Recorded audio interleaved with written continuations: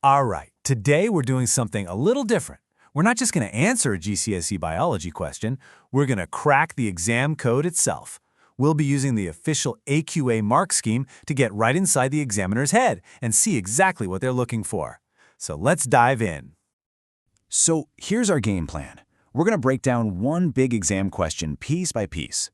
We'll tackle what a mutation is, the rules of natural selection, who came up with it all, and even see how a hoverfly fools its predators. Then we'll wrap up with the big takeaways for your exams. And here it is, our target for today, question 1 from an AQA biology paper.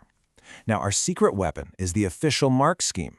We're going to use it to figure out how to squeeze every single possible point out of this question. Okay, first up, a simple one-mark definition. Now, this seems easy, right? But in an exam, being precise is absolutely everything. Let's see what they're asking. The question is simply, what is a mutation? It's just for 1 mark. But before we look at the answer, just take a second. How would you define it? What would your perfect one-sentence answer be? And here is our first peek behind the curtain. Look at all these options. The mark scheme gives you 7 different ways to get this point. You could just say a change in DNA, or get super specific with a change in the nucleotide sequence. Any one of these gets you the mark. But here's a super important tip, straight from the examiner's notes. Do not talk about amino acids or proteins. Why? Well, while a mutation can lead to changes in proteins, the mutation itself is the change to the genetic code. You've got to focus your answer on the DNA, genes, or chromosomes to lock in that point. Right, moving on to part 2. This one's worth 3 marks, so it's a bit more involved. This time we have to describe a whole process, which means the order and the flow of your answer are going to be really important. So the question is, describe the process of natural selection.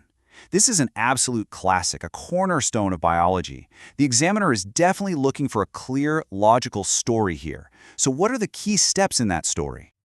And here you go, the perfect answer, broken down into 4 steps. To get all 3 marks, you need to hit at least 3 of these points, and they have to be in a logical order. See how it flows? Variation leads to survival, which leads to reproduction, and that leads to passing on the successful genes. It's a chain of events. And check out the level of detail they want. You can say survival of the fittest, no problem. But if you say they pass on characteristics, that's too vague. You lose the mark. The mark scheme is demanding those specific keywords. They pass on alleles or genes. Okay, this next part is a bit different. It's a straight-up knowledge check. You know, one of those facts you either know or you don't. But hey, it's an easy mark if you've done your homework. The question is a multiple choice, asking which scientist suggested the theory of evolution by natural selection. This is a little bit of a history question mixed in with the biology. Do you know who the key players were? And the correct answer is Alfred Wallace and Charles Darwin. You know, a lot of people just remember Darwin, but examiners love to check if you know that Wallace came up with the theory independently at the same time. Remembering both names is a really quick win on a paper.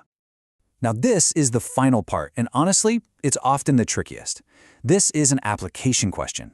It's where you have to take everything you know about evolution and apply it to a brand new situation. So here's the scenario. On the one hand, you've got a wasp. It's got a nasty sting, and predators learn pretty quickly to leave it alone. On the other hand, you have the hoverfly. It looks almost identical with the same warning colors, but it's completely harmless. No sting at all. So what's going on? The question asks us to explain how these markings help the hoverfly survive. It's for 3 marks, so we're going to need a really clear logical explanation that connects all the dots. And here's the 3-step logic that the examiner is looking for. First mark, you state the obvious. The hoverfly looks like a wasp. Second mark, you explain why that matters. Predators avoid wasps because they don't want to get stung.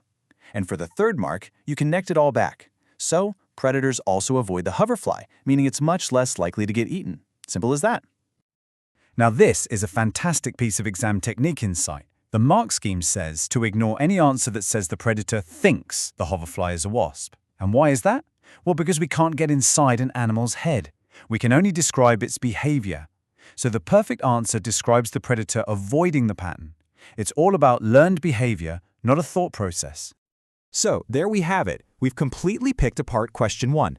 Now, what are the big lessons here? What can we take away from this that will help us in any science exam? You know, looking back, this one question tested a whole range of skills, didn't it?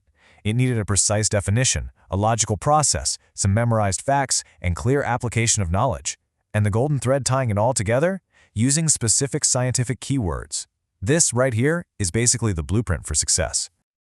So that brings us to the end. Now that you've seen the examiner's checklist, how would you tackle this question differently next time? The goal isn't just to know the stuff. It's about learning to think like an examiner so you can give them exactly what they want. Thanks for watching.